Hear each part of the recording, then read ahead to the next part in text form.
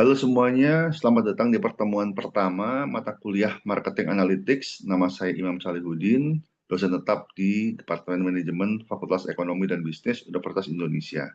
Dalam pertemuan pertama ini, kita akan membahas pengantar digital marketing analytics, bagaimana data dan analisis menjadi tulang punggung dalam memahami perilaku konsumen dan strategi pemasaran modern. Bagian 1, mengapa marketing analytics itu penting? Kita hidup di era data. Setiap aktivitas online, mulai dari pencarian informasi, menonton video, hingga berbelanja, menghasilkan jejak digital. Semua jejak digital ini adalah data yang merupakan aset berharga, bukan hanya bagi perusahaan besar, tetapi juga bagi bisnis skala kecil dan menengah.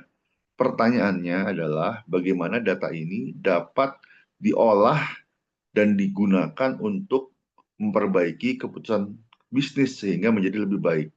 Disinilah marketing analytics berperan, menghubungkan antara data dengan strategi pemasaran, lalu merubah insight menjadi rekomendasi atau aksi yang nyata. Kevin Hartman menjelaskan bahwa seorang analis data yang sukses memegang 3 peran utama. Pertama yaitu data strategis. Tugas data strategis adalah menjembatani antara data dan dunia pemasaran. Ia memahami tujuan bisnis sekaligus konteks data yang digunakan. Kemudian peran yang kedua adalah techie atau penguasa teknis. Seorang techie harus tahu cara mengumpulkan, membersihkan, dan mengelola data agar berkualitas. Kemudian yang terakhir adalah data designer, yaitu seorang pencerita visual yang bisa menyulap angka menjadi cerita dan visualisasi yang mudah dipahami. Artinya pengolahan data saja tidak cukup. Hasil olah data tersebut harus dikemas dan dikomunikasikan dalam bentuk yang mudah dipahami, biasanya secara visual. Peran ini menuntut keseimbangan antara keterampilan teknis, pemahaman bisnis, dan juga kreativitas seorang analis. Karakteristik analis yang sukses. Selain dari 3 peran tadi, seorang analis pemasaran yang hebat memiliki 3 sikap penting. Pertama, memiliki rasa ingin tahu. Selalu terdorong untuk mencari pola baru, bertanya, dan menemukan insight yang tidak dapat ditemukan oleh orang lain. Yang kedua adalah optimis. Terbiasa menghadapi kegagalan, tetapi selalu percaya bahwa akan ada solusi. Yang terakhir adalah adanya keberanian atau boldness untuk menantang asumsi lama dan juga mendorong batasan data. Ketiga karakter inilah yang membedakan analis yang luar biasa dengan analis yang biasa. Kemudian kita masuk ke sejarah singkat data analytics. Perjalanan data analytics itu cukup panjang. Dari peta kuno, statistik medis, hingga analisis politik, semua menandai pentingnya komunikasi data secara visual. Secara garis besar, kita bisa membaginya menjadi 2 fase besar. Sejarah awal, yaitu 8 periode panjang dari perhitungan manual hingga munculnya data digital. Dan bagian kedua yaitu sejarah kontemporer, mulai dari tahun 1994 dengan lahirnya iklan banner di internet, lalu berkembang pesat dengan platform digital hingga pertengahan 2010-an hingga sekarang ini dengan era AI. Setiap fase ditandai dengan inflection point atau momen perubahan yang mempercepat evolusi analitik. Data kini dianggap sebagai aset yang paling berharga bagi pengambil keputusan. Tahun 2005, Procter & Gamble memperkenalkan model 3 langkah dalam perjalanan konsumen. Yang pertama dimulai dengan trigger, yaitu stimulus yang mendorong adanya niat beli, misalnya iklan atau rekomendasi dari teman. Kemudian juga ada first moment of truth, yaitu saat konsumen berada di rak toko memilih di antara banyak merek. Dan yang ketiga adalah second moment of truth, yaitu pengalaman nyata setelah produk dipakai, apakah sudah sesuai dengan harapan atau mungkin mengecewakan.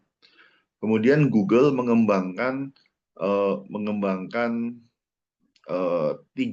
model 3 langkah ini dengan menambahkan satu tahapan baru, yaitu zero moment of truth, yaitu sebuah periode antara stimulus dan saat pembelian, Disinilah konsumen mencari review secara online, membaca testimoni di media sosial, atau menonton ulasan produk sebelum memutuskan untuk membeli. Nah, model PNG dan juga Zero Moment of Truth masih relevan hingga sekarang untuk memahami bagaimana data mempengaruhi perjalanan konsumen. Mungkin sekarang perkembangan terbarunya menggunakan artificial intelligence atau virtual assistant. Salah satu langkah yang dapat terjadi adalah konsumen bertanya kepada AI atau menggunakan AI untuk meminta rekomendasi produk. Kemudian faktor pendorong ledakan data. Mengapa sekarang data begitu melimpah? Ada beberapa faktor utama, diantaranya adalah teknologi, perkembangan teknologi yang sangat pesat, adopsi perangkat mobile yang sangat pesat, serta pertumbuhan marketing teknologi menjadi salah satu faktor data melimpah. Kemudian yang kedua adalah adanya pasar, jadi meningkatnya ekspektasi investor setelah era krisis teknologi sehingga terjadi persaingan yang ketat, perusahaan berlomba-lomba mengumpulkan data, berlomba-lomba untuk memanfaatkan data untuk mengoptimalkan proses bisnis mereka. Kemudian adanya beberapa raksasa digital seperti Famga, Facebook, Apple, Microsoft, Google, dan juga Amazon yang membentuk ekosistem data secara global. Gabungan faktor-faktor inilah yang membuat analytics menjadi sebuah kebutuhan wajib dalam strategi pemasaran yang modern. Kemudian mari kita simpulkan untuk pertemuan pertama ini, kita sudah membahas mengenai pentingnya marketing analytics dalam dunia bisnis digital, kemudian adanya peran dan karakteristik seorang analis yang sukses, kemudian ada sejarah singkat analytics, adanya proses perjalanan konsumen dari PNG hingga Zero Moment of Truth, dan ada faktor-faktor yang mendorong lahirnya era modern data analytics.